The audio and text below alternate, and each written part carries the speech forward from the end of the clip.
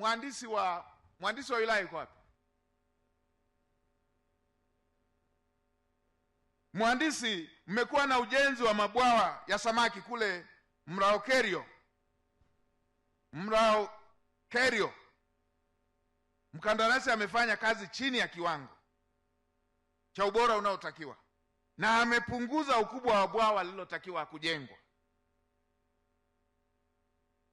Ninyi mmechukua hatua gani?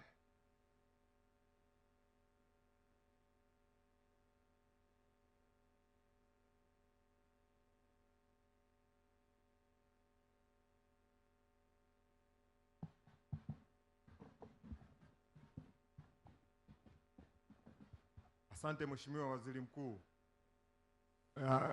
Mkandarasi yule tumechukua hatua kwa kuvunja mkataba wake,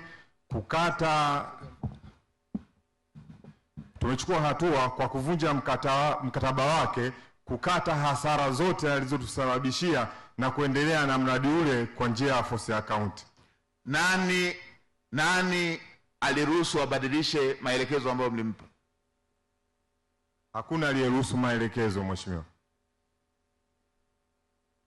Ninyi mnakuwa wapi mpaka anatekeleza tofauti na kilichokuwa kimeelekezwa? Huu mradi unajengwa wapi? Si huko wilaya hii? Huko wilaya hii Mheshimiwa. Ninyi mlikuwa wapi mpaka amebadilisha? Mpaka linagundulika jengo limeshakamilika.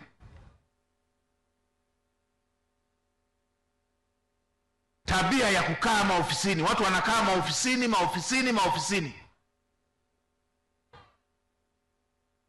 Kutoka mpaka muone ziara, mpaka muone mwenge wa uhuru umekuja. Kwa nini hamsimamii miradi? Kazi yako ni nini? Kazi yangu ni kusimamia miradi ya ujenzi. Imekuwaje ili mpaka limeharibika hamjaweza kugundua?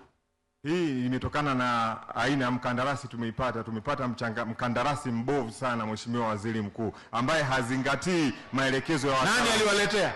Naam. Nani aliwaletea? Alipatikana kwa kuomba kwenye mfumo wa NeST. Nani kampa? Ninyi kwa nini mlimpa? Mnatumia NeST kama kichaka?